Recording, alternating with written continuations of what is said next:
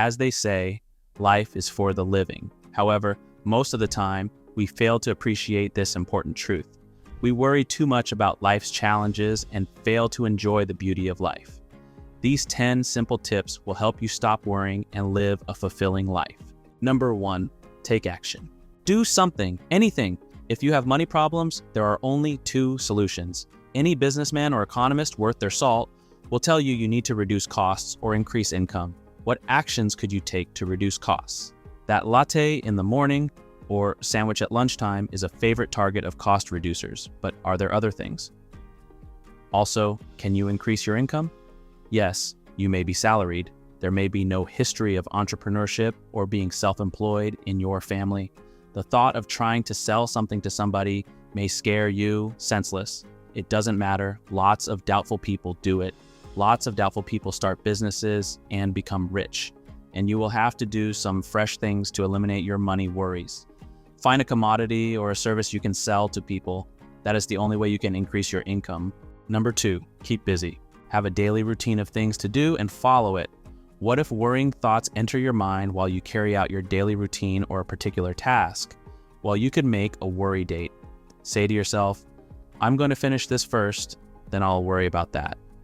Alternatively, you can grab your diary or notebook and analyze what is causing you to worry. What is it? What, if anything, can you do about it? If it's a demand for a bill, for example, and you have no money, then there's little point in worrying about it. You can do something though. Figure out when you would have money to pay the bill. Or if that's not a runner, ask the people you owe the money to and see if you can do some kind of deal with them.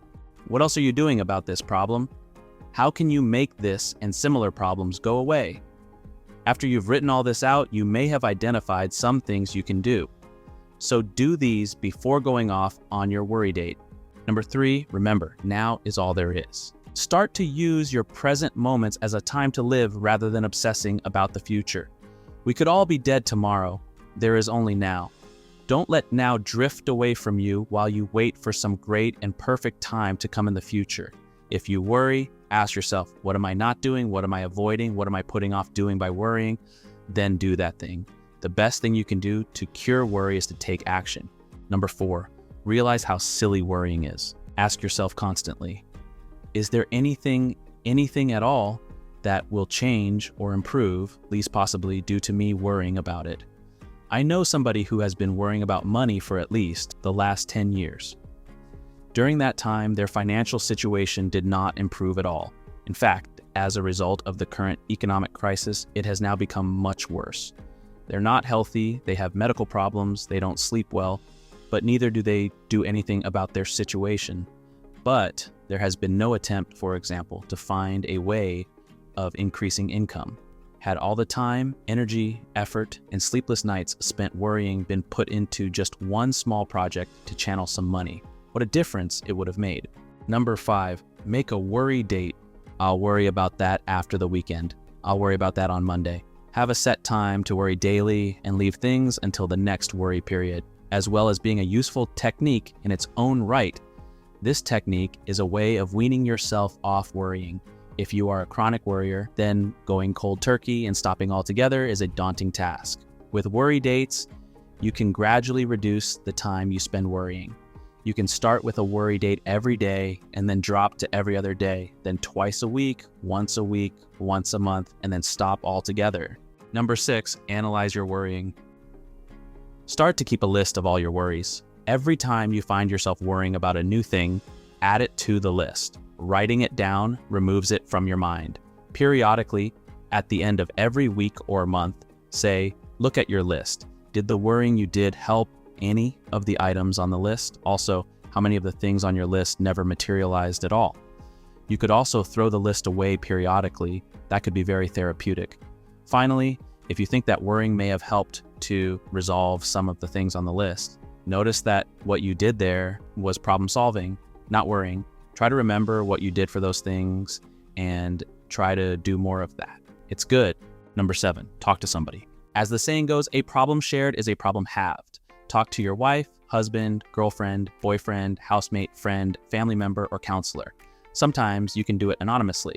Or maybe sometimes what you need is dispassionate and uninvolved advice. In that case, you can do this in many helplines or online places such as www.justanswer.com. Number 8, have somebody represent you. People in banks, building societies, financial institutions, government agencies, and other bodies can be rude, unpleasant, aggressive, or downright bullying towards you, especially if you've got money problems. There may have been a time when you were a prospect or a valued customer with all the respect that implies, but now you're a problem. You're of no value to them, even though they're probably getting more money from you in interest, penalties, and charges than from their so-called good customers. You're a lower form of life. They feel free to humiliate, pressure, and embarrass you. They can tell you that only certain options or courses of action are available to you, that only certain possibilities exist. If you've ever experienced this, it has the potential to be massively stressful. So the best piece of advice is to have someone represent you. Use an accountant, lawyer, or financial expert if you can afford it. If you can't, there may be some government organization that can help you. They will act as a go-between between you and the other party. The go-between has no axe to grind, isn't personally and emotionally involved, has standing, and doesn't have to take any crap from the other side. It is widely accepted that this is an excellent way of putting manners on the other party. It can also be a perfect thing to do in terms of reducing stress.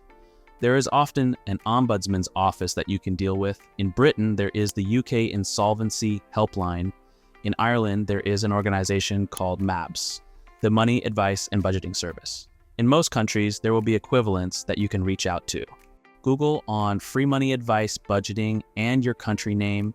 And if you decide you don't need help and you can represent yourself, then go into that meeting or negotiation knowing what you want to get from it and with the clear intention that you're not going to take any crap from them. Number 9, keep a sense of proportion. There's always somebody worse off than you. Before you finish watching this video, dozens, if not hundreds, of innocent people throughout the world will have died. They will die of hunger, disease, torture, war, execution, violence, neglect, abuse, or loneliness. It's important to keep a sense of proportion. Many of the things you will encounter in your life don't add up to a hill of beans in the context of some of the real problems in the world. The next time you feel stressed, read the news or watch it on TV. Lastly, number 10, try treating it as a game. Try and imagine that the stakes aren't so high. Imagine that whatever is causing you stress is just a game, and it will pass in a couple of hours. Does that give you greater clarity on the problem, or does it reduce the stress and worry? Or try to imagine it's someone else's problem. How would you advise them? Does imagining it's someone else's problem reduce the stress? Thanks for watching till the end. Use these 10 simple tips to stop worrying and live a fulfilling life.